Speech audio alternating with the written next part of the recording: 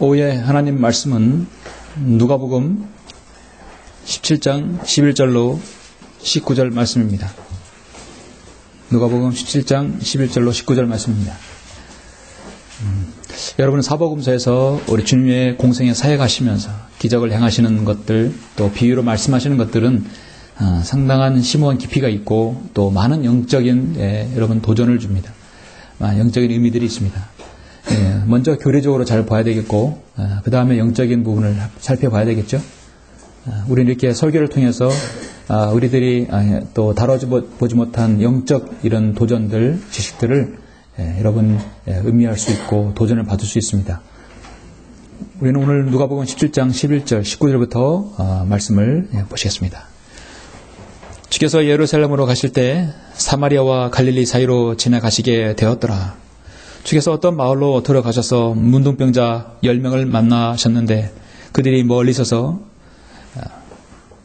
목소리를 높여 말씀드리기를 예수여 선생님이여 우리에게 자비를 베푸소서라고 하니 주께서 그들을 보고 말씀하시기를 가서 제사장들에게 너희 몸을 보여주라고 하시니 그들이 가는 도중에 깨끗하게 되었더라.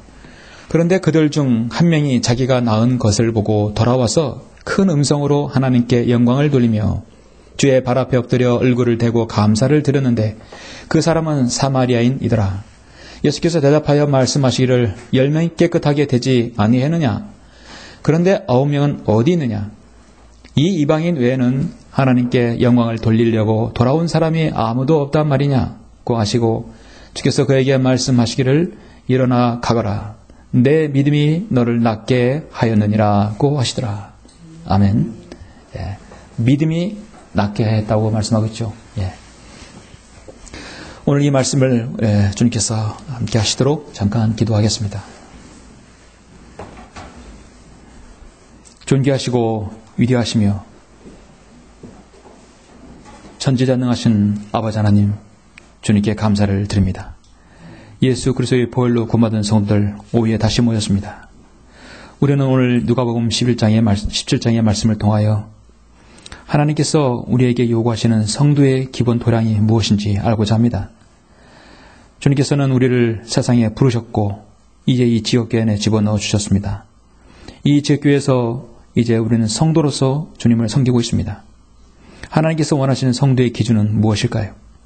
우리는 오늘 누가복음 17장에 10명의 문둥병자가 치유받은 그 사건을 통하여 저는 말씀을 전하고자 합니다. 성령께서 의도하신 그 말씀을 제가 담대하게 또 바르게 제가 강론하고 설교할 수 있도록 인도하여 주시옵소서.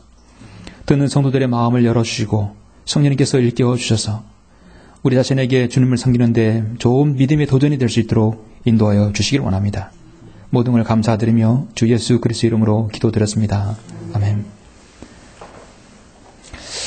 오후의 설교는 주께서 원하시는 성도라는 제목으로 설교하고자 합니다. 주님께서 원하시는 성도. 인간은 세상을 살아가는 데 있어서 시간이 지나면 무엇인가를 남기게 되어 있습니다. 인간은 무엇인가를 남기며 살아갑니다. 호사의 피, 인사의 유명이라 해서 호랑이는 죽으면 가죽을 남기고 사람은 죽으면 이름을 남긴다 했죠. 사람은 자신의 이름 석자를 남길 뿐만 아니라 많은 것들을 남깁니다. 그의 살아온 생을 통해서 사람들을 남길 수도 있고 업적을 남길 수도 있고 또 죄가를 남길 수도 있죠. 좋은 가정은 좋은 자녀를 남깁니다. 훌륭한 스승은 좋은 제자를 남깁니다. 장사꾼은 무엇을 남겨야 할까요? 이윤을 남겨야 하죠. 사업가는 무엇을 남겨야 됩니까? 사업가는 이윤을 남기는 것이 아니라 진정한 사업가는 사람을 남겨야 합니다.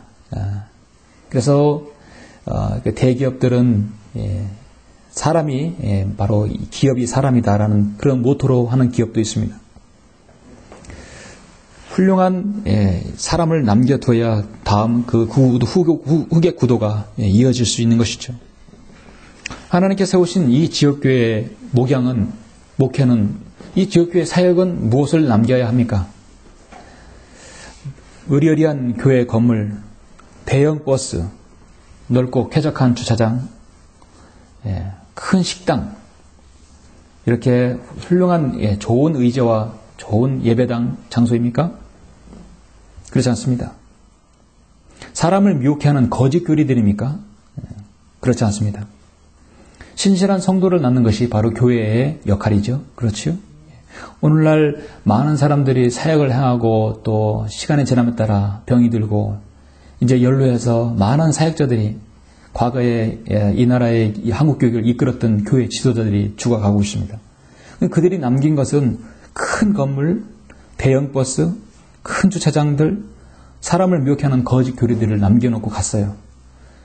정말 신실한 성도를 남겨놓은 그런 교회가 전무합니다.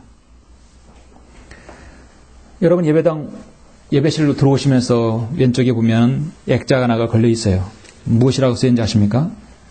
지금으로부터 12년 전 목회를 시작할 때 첫 주에 제가 집에서 저것을 써서 가져왔습니다. 신실한 성도가 인정받는 교회입니다. 신실한 성도가 인정받는 교회. 바로 교회 하나님의 사역은 신실한 성도를 낳는 것이죠. 교회에서는 많은 일꾼, 가능성 있는 일꾼 성도가 발굴되어서 그 성도를 잘 양육해서 훌륭한 사역을 하는 것입니다. 이 사역은 저만이 하는 것이 아니라 바로 여러분과 저가 동역해서 하는 사역입니다.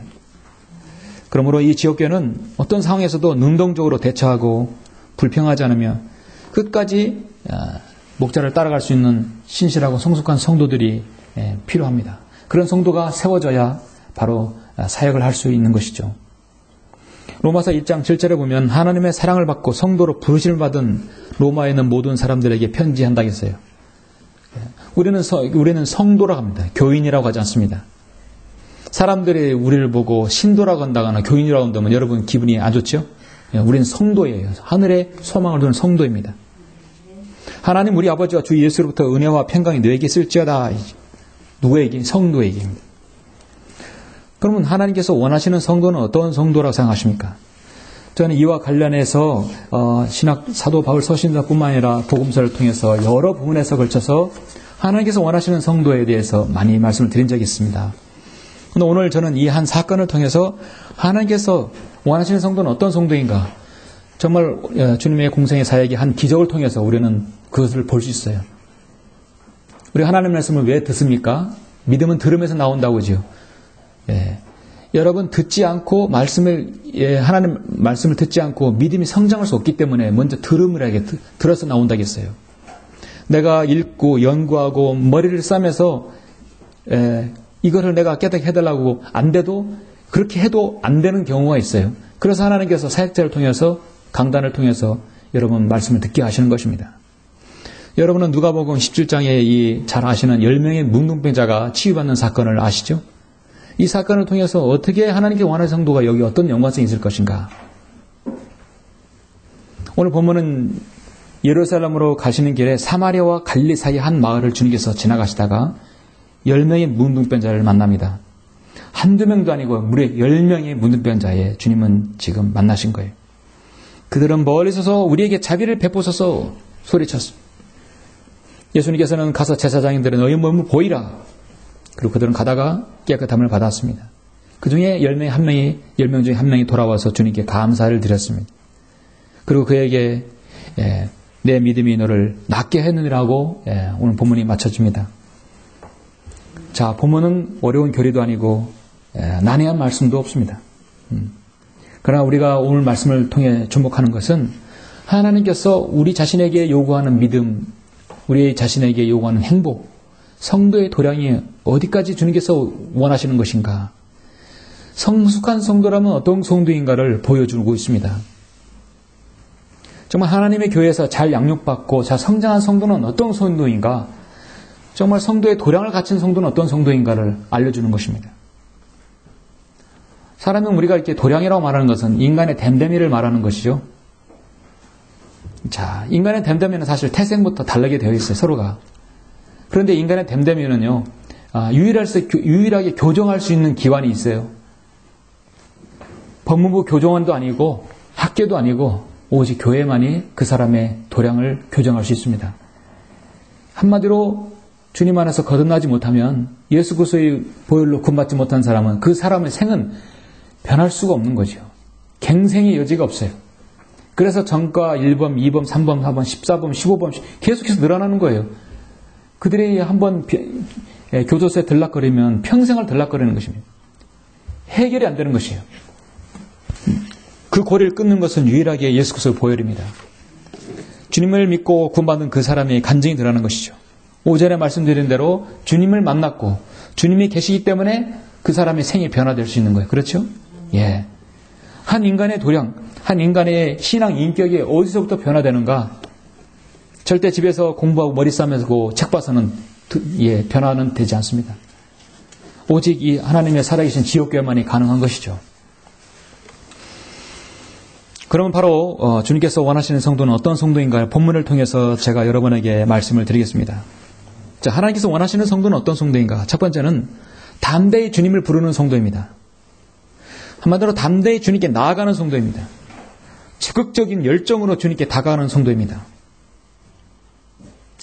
오늘 성경 본문 여러분 11절부터 13절을 보시면 주께서 예루살렘으로 가실 때 사마리아와 갈릴리 사이로 지나가시게 되었더라. 자, 예루살렘과 사마리아 사이, 갈릴리는 상당히 떨어져 있죠. 그 때문에 사마리아 이방인 지역과 갈릴리 사이로 지나가시게 되면 유대인도 만날 수 있고 사마리아인도 만날 수 있다는 것이죠. 그 사이길로 가니까요. 주께서 어떤 마을로 들어가셔서 문둥병자 10명을 만나셨는데 그들이 멀리 있어서 목소리를 높여 말씀드리기를 예수여, 선생님이여, 우리에게 자비를 베푸소서라고 하니. 자, 이들은 다른 병자가 아니라 문둥병자예요. 아주 지독한 전염병입니다. 성경은 이미 구약성경에서 문둥병은 하나님께서 치시는 병이고 치시는 저주이고 그것에 걸리면은 사람들에게 상당히 격리를 받는 지탄의 대상이 되는 그런 병입니다. 레위기 13장 2절에 보면 어떤 사람이 자기 피부에 부르스름이나 딱지가 생기거나 반점이 생겨서 그 피부가 문둥병 같이 되면 그는 제사장 아론이나 제사장들인 그의 아들 중에 하나에게로 데려갈 것이요. 제사장은 그 피부에 있는 질환을 살펴볼지니 그 질환에 있는 털이 하얗게 되었고 환부가 보기에 피부보다 더 깊으면 그것은 문둥병이니 제사장 그 사람을 살펴보고 그를 불결하다고 선언할 것이라. 문둥병이면 그걸 누구에게? 의사가 아니라 제사장에게 가야 되는 것이죠. 그건 왜냐하면 즉히 죄와 연루되어 있었고 그건 하나님께서 치시는 병이기 때문입니다. 당시 문둥병자도 하나님의 저주를 받은 사람이라 여겨졌어요. 사람들에게 가까이 할 수 없고 접촉이 금지되었습니다. 접촉이 금지되어 있고 격리되어 있기 때문에 그들에게 누구나 말을 거는 사람도 없고 그 사람들 누구의 말을 걸어도 좋지 않는 말을 듣는 건 당연한 것이죠.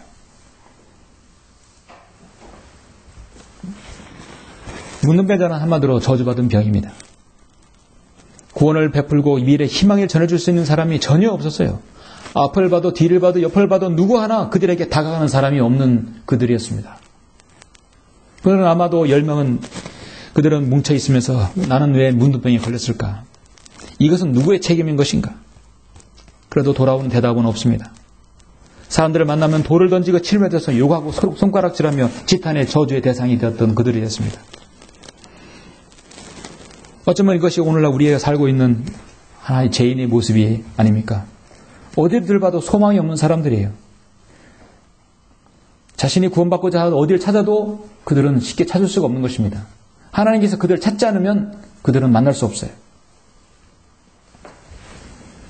살 길이 전혀 보이지 않고 가망이 없는 사람들. 문둥병은 전염병이죠. 오늘날 21세기의 문둥병이 무엇인지 아십니까? 바로 에이즈입니다. 문둥병은 잠복기가 있고 나타나요. 에이즈도 10년의 잠복기가 나타나요. 월드컵 열리고 올림픽 열리고 10년 후에는 그 나라는 항상 에이즈가 창궐했어요. 하나님께서 내리신 저주의 병이 죄의 결과로 인한 것입니다. 치유가 안 되고 오직 하나님만이 할 수 있는 거예요. 한 사람이 한 죄인이 구원받는 것은요 절대 우연적으로 일어나지 않죠. 결과적으로 보면 하나님의 섭리적이고 하나님의 필연입니다. 여러분이 구원받은 것은 우연이 아니었다는 것이죠. 그렇죠. 하나님께서 인도해 주셨어요. 섭리적인 계획이었습니다.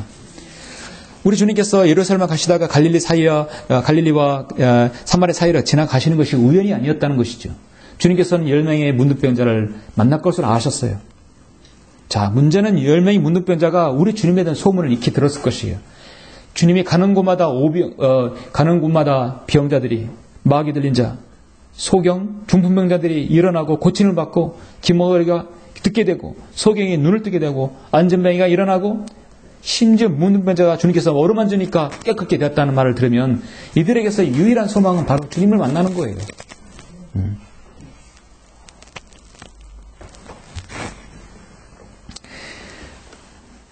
주님께서 문둥병자를 치료하시는 것은 이뿐만 아니라 그 전에도 많이 있었어요. 근데 그 소문을 분명히 들었을 것입니다. 누가복음 5장 12절에도 주께서 어느 성읍에 계셨을 때 보라 온몸이 문둥병이 걸린 한 사람이 있는지라. 그가 예수를 보자 얼굴에 땅에 대고 간구하여 말씀드리려 주여 주께서 원하시면 저를 깨끗게 하실 수 있나이다. 주께서 손을 내밀어 그를 만지며 말씀하시기를 내가 원하노니 깨끗해지라 하시니 즉시 그 문둥병이 그에게서 떠나더라. 하나님께서 어루만져 주시면 할 수 있는 것이요. 그들에게 예수님을 만나고 지나가는 것은 일생일대의 기회라는 사실입니다. 많은 한 사람이 구원받는 데 있어서는요, 기회는 분명히 있어요. 그런데 그 기회는 여러분이 주시는 거예요. 그렇죠? 전도지를 하나 나눠준다든지 복음을 전하는 여러분이 기회입니다. 이 문둥병자는 주님의 소식을 들었습니다. 과연 예수란 분은 누구일까? 이들이 예수님을 현재 주여라고 부르지 못하는 이유는 당연하죠. 아직 그들이 예수님을 주라 신하지 못하는 이유는 주님의 능력을 맛보지 못했고 오직 예수라는 소문을 들었어요. 예수님 만나면 모든 것이 해결될 것이다. 그는 우리의 선생님이 되시고 예수라는 사람. 그래서 여기 예수란 말 선생님이 그래서 활자체가 삼일체의 지금 고딕체로 되어 있는 것입니다. 이들이 볼 땐 그것이 하나님이거든요.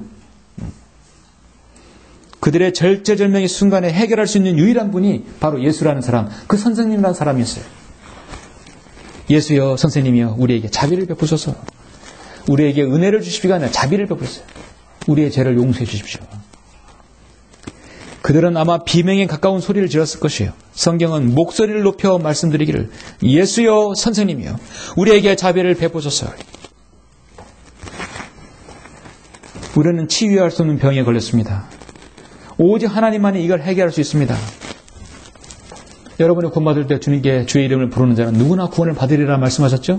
예. 여러분 주님의 이름을 불렀잖아요. 그렇기 때문에 하나님께서 다음 대에 나아가는 자를 하나님께서 구원해 주시는 것이에요. 문둥병자가 먼저 고침받는 것은 그들에게 담대함이 있었기 때문입니다. 그들은 어디 안에서 구석에서 소리 하나 못 지르는 사람들이에요. 그들의 음성으로 인해서 그들의 접촉으로 인해서 사람들에게 지탄이 대상이 되는데 주님을 만났을 때 그들은 그런 거 다 따질 기간이 아니에요. 지금 주님으로부터 자신이 치유를 받을 수 있는 유일한 기회이기 때문에 주님 앞에 나아갔던 것입니다. 하나님께서 가장 원하시는 성도는요. 자신 어떤 죄든 어떤 문제든 간에 하나님께 내어놓는 사람이에요. 그러므로 우리가 은혜의 보좌로 담대히 나아가자. 담대히 나아가자. 이는 우리가 자비를 얻고 필요한 때에 도우시는 은혜를 발견하기 위함이라. 히브리서 4장 16절 말씀이에요. 우리 담대히 나아가야 합니다. 여러분의 가진 문제들 하나님께 내어놓아야 합니다. 여러분 잠깐 히브리서 11장 6절을 보십시오.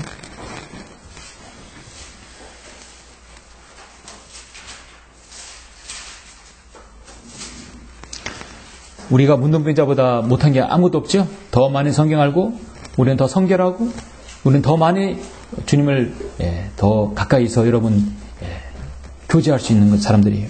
그렇다면 적어도 문둥병자의 믿음보다 나아야 됩니다. 히브리서 11장 6절 보면 그러나 믿음이 없이는 하나님을 기쁘시게 할 수 없나니 하나님께 나아가는 자는 그분이 존재하는 것과 그분이 자기를 열심히 찾는 자들에게 보상하는 분이심을 마땅히 믿어야 하느니라.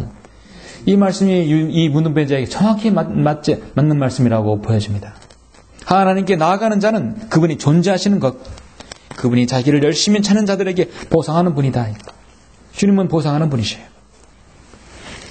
하나님께서 여러분을 원하시는 것은 먼저 여러분 문제를 하나님께 나아가 내어놓고 다 털어놓는 것입니다. 주님께서 원하시는 성도는 어떤 모습입니까? 두 번째는 어떤 모습입니까?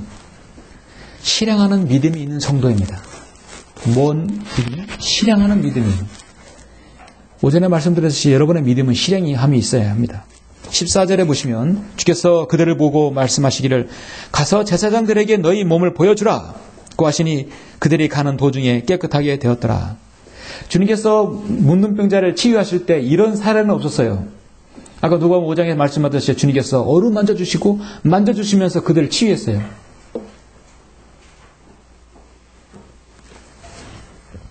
그래? 야, 문둥병 심각하구나. 내가 너를 치유해 줄게. 주님은 어루만져 주지 않았어요. 건들지도 않고 주님은 가서 제사장에게 보여주라. 문둥병자가 제사장에 갈 때는요, 단 한 번의 어떤 사례는 하나밖에 없어요. 레위기 14장 1절에 보니까 주께서 모세에게 말씀하시기를 이것이 문둥병자가 정결하게 되는 날의 법이니 그를 제사장에게 데려갈 것이요. 그러면 제사장은 진영에서 나가 살펴볼지니 보라 그 문둥병에서 문둥병이 나았다. 그렇게 선포할 때만 하기 위해서 나가는 거예요. 문둥병이 고쳐질 때만 제사장에게 나가는 거지 고쳐지지 않았는데도 나아가면 그건 안 되는 것입니다. 너는 문둥병이라 하면 딱 끝나는 거예요. 그 다음에 그는 가서 그렇게 살다가 가든지 죽든지 치유가 되면 다시 와서 제사장이 확인이 되는 것이에요. 주님께서는 이 문둥병자를 일일이 어루만져 주시지 않았어요. 단지 너희 몸을 제사장에게 보여주라. 여러분 이미 공은요 문둥병자에게 떠난 것이에요. 우리 주님은 때론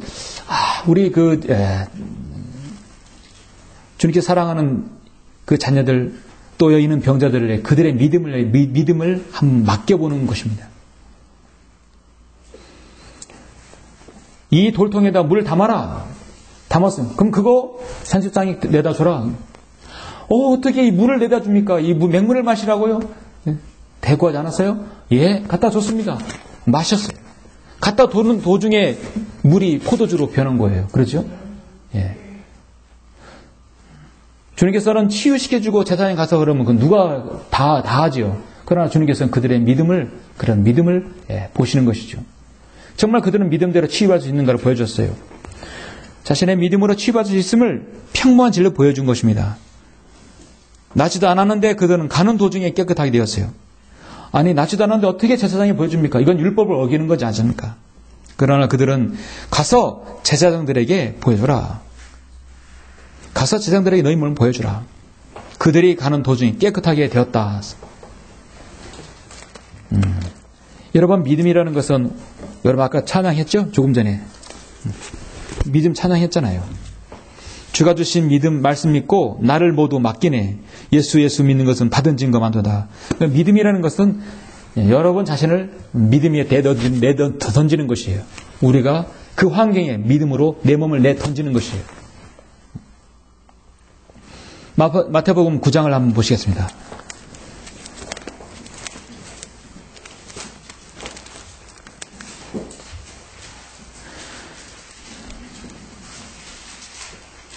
마태복음 9장 여러분 27절 보시면 그 후 예수께서 그곳을 떠나가실 때 두 소경이 따라오며 소리질러 하기를 다윗의 아들이여 우리를 불쌍히 여기소서라고 하더라. 주께서 집에 들어가시니 그 소경들이 죽게 오더라. 집에 들어가니까 그 소경들이 따라오네요. 예수께서 그들에게 말씀하시를 너희는 내가 이 일을 할 수 있다고 믿느냐? 여러분이 가진 문제들 하나님께서 물으실 때 너는 내가 이 일을 해결할 수 있다고 믿느냐? 여러분 그렇게 역으로 물으신다면 여러분 어떻게 대답하시겠어요? 주님대로 하십시오. 그러면 안 되겠죠. 예, 그러하옵니다. 이 소경도 예, 주여 그러하옵니다. 주님께서는 그 일을 하실 수 있습니다. 확신하게 하셨어요. 그때 주께서 그들의 눈을 만져주시며 말씀하시기를 너희 믿음대로 되라고 하시니 그들의 눈이 뜨이더라. 그때 예수께서 그들에게 엄히 당부하여 말씀하시기를 주의하여 아무것도 아무도 알지 못하도록 하라고 하시니라. 그러나 그들이 나가서 온 지방에 그의 명성을 퍼뜨리더라. 자, 믿음으로 그들은 치유를 받은 것이죠. 믿음으로 치유를 받았어요.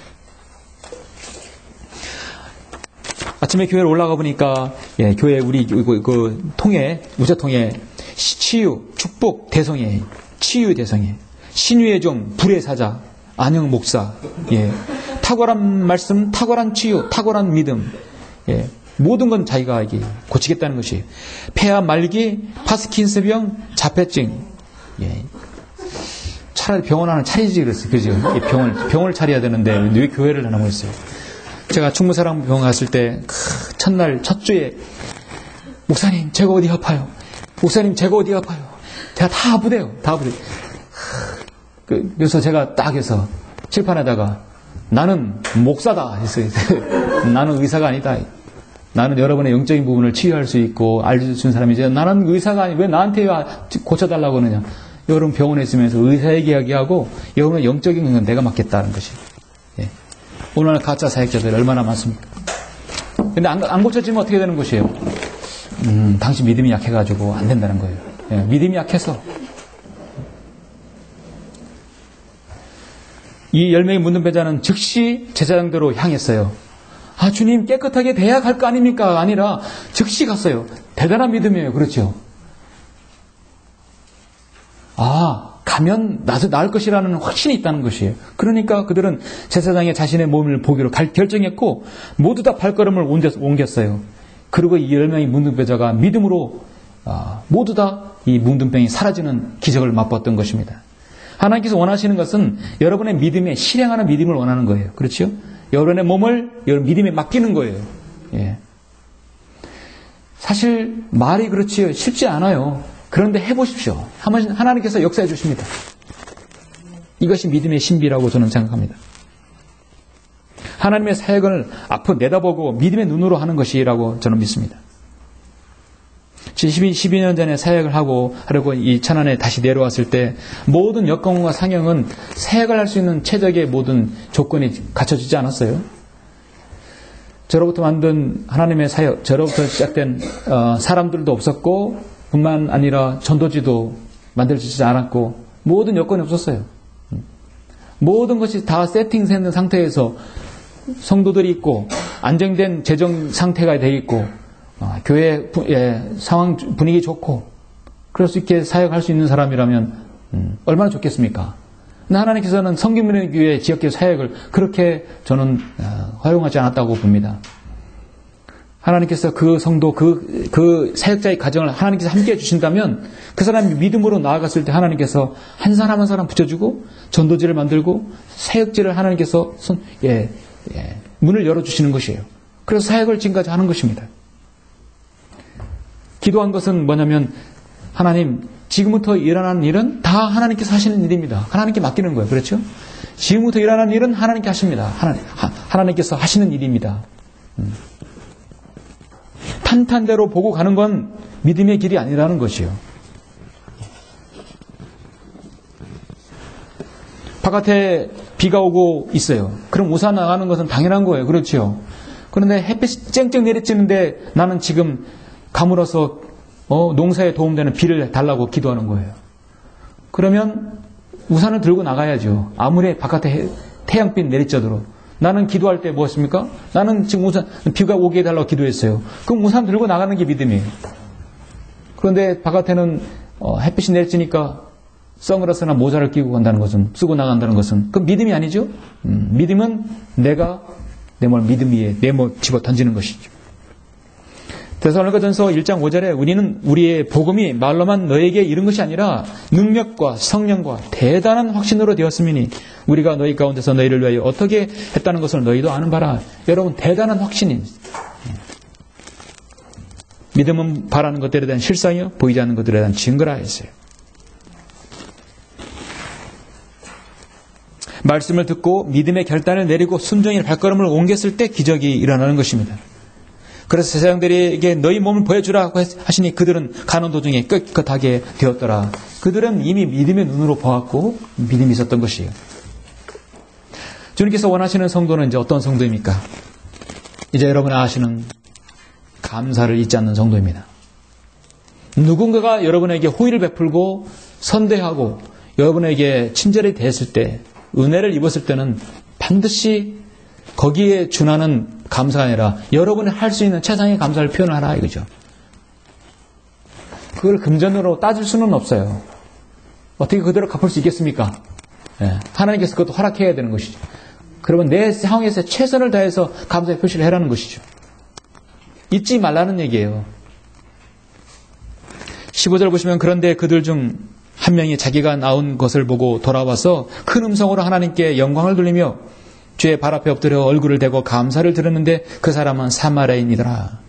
예수께서 대답하여 말씀하시기를 10명이 깨끗하게 되지 아니했느냐? 그런데 9명은 어디 있느냐? 이 이방인 외에는 하나님께 영광을 돌리려고 돌아온 사람이 아무도 없단 말이냐고 하시고 주께서 그에게 말씀하시기를 일어나 가거라. 내 믿음이 너를 낫게 했느니라고 하시니라. 요한 웨슬레는 성숙한 그리스도인의 표적은 감사에 있다라고 말했습니다. 감사하는 정도가 그 사람에게 있어서 성숙한 성도인가 아닌가를 알 수 있다. 판가름할 수 있다 이거죠. 아무리 오랜 신앙생활을 해서도 감사의 개념을 모르고 감사하지 못하는 성도는 미숙한 성도입니다. 신앙의 연조가 깊지 못할지라도 항상 감사하는 성도가 성숙한 성도예요. 감사가 없으면 불만이 생길 수 있고요. 사탄이 그 영을 관장해서 감사가 아니라 불평, 불만을 낳게 할 수도 있는 것입니다. 성도는 늘 자신이 은혜 받은 것에 대해서 감사를 드려야 합니다. 이스라엘 왕 다윗은 자신이 왕이 되기까지 10년 이상을 광야에서 이렇게 고난당했을 때 자신을 도와줬던 사람들에 대해서 감사를 잊지 않았어요. 자신의 친구 요나단의 아들 무피보셋을 또 그렇게 극진히 자신의 왕의 아들처럼 그렇게 살펴주지 않았습니까? 선으로 악을 갚은 것입니다. 하나님께서는 그 모든 걸 그대로 갚아주세요. 만약 그리스도인의 감사가 메마르면 그에게 나오는 것은 아무것도 없는 것입니다. 은혜를 주었으면 받을 자격이 없으면 그걸 없는데 받았으면 거기에 대해서 우리는 감사가 나와야 되는 것이죠.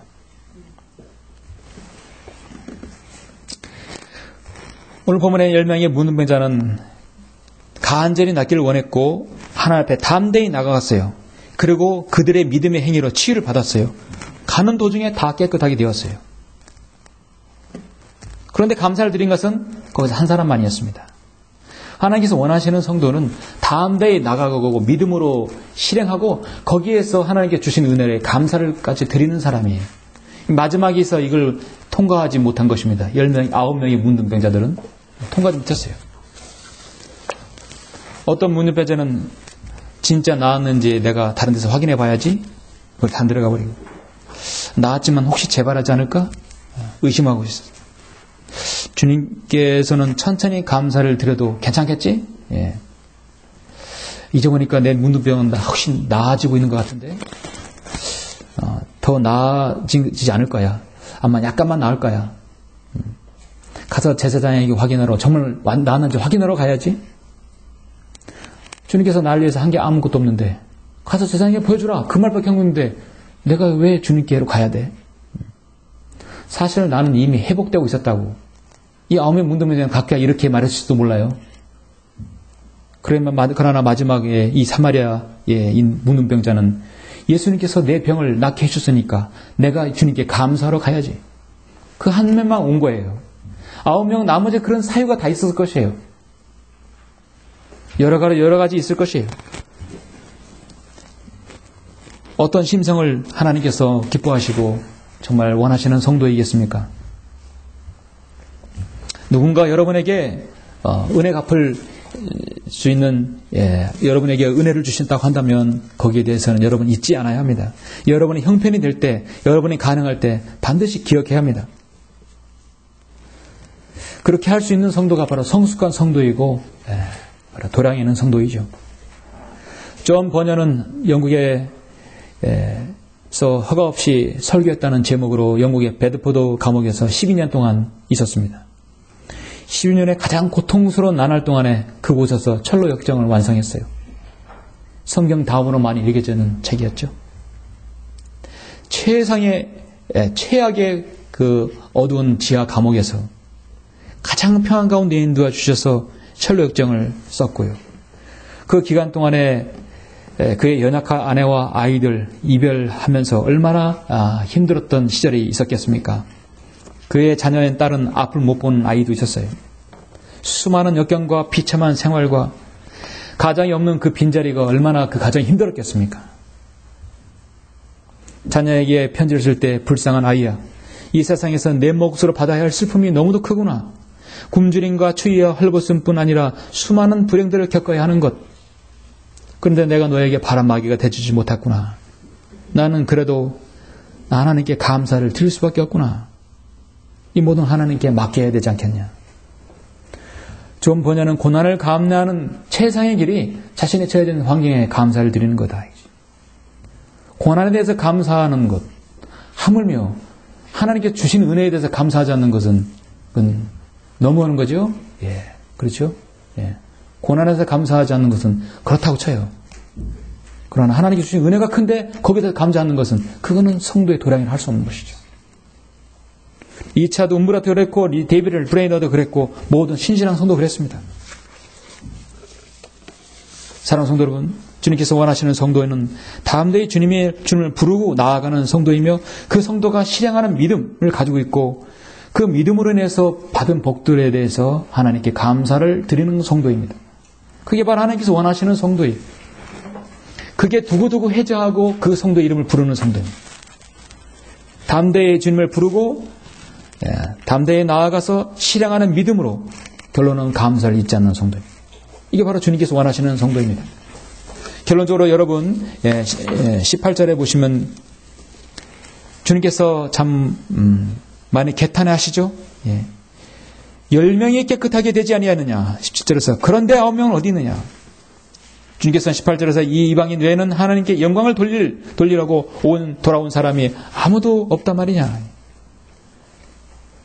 그 10명의 문둥병자 중에 갈릴리 사이로 사마리아와 갈릴리 사이에 있었기 때문에 유대인 문둥병자도 있었을 테고 아마 사마리아의 문둥병자 있을 것이에요. 몇 명이 있었겠는지는 알 수 없습니다만 그러나 성경은 돌아온 감사를 드리는 이 문둥병자는 바로 당시 사람들이 개처럼 취급하는 사마리아인이 있어요. 함족이었어요. 거기에다가 문둥병자를 얼마나 많이 극심하게 그들은 핍박을 받고 삶의 절망 가운데서 살았겠습니까? 이 사마리아인이 이방인이었고 자신이 구원받고 하나님께 감사드리는 것이 이 부분은 유일하게 누가복음에만 나와있죠. 여러분 이 누가복음은 바로 이방인에게 우리에게 적용되는 복음 서신입니다. 우리는 세상에서 알려지지 못한 약속과 언약들로부터 생소했고 이스라엘 나라에 속하지 않는 타국인이었어요. 그런데 우리는 여러분 어떻습니까? 예수 그리스도의 은혜로 주님의 가없는 그 보혈의 공로로 우리가 구원받았죠? 구원받아서 이제 그 구원받은 것에 대해서 믿음을 실행해서 믿음으로 복을 받고 믿음으로 기도했을 때 그 기도 응답을 받습니다.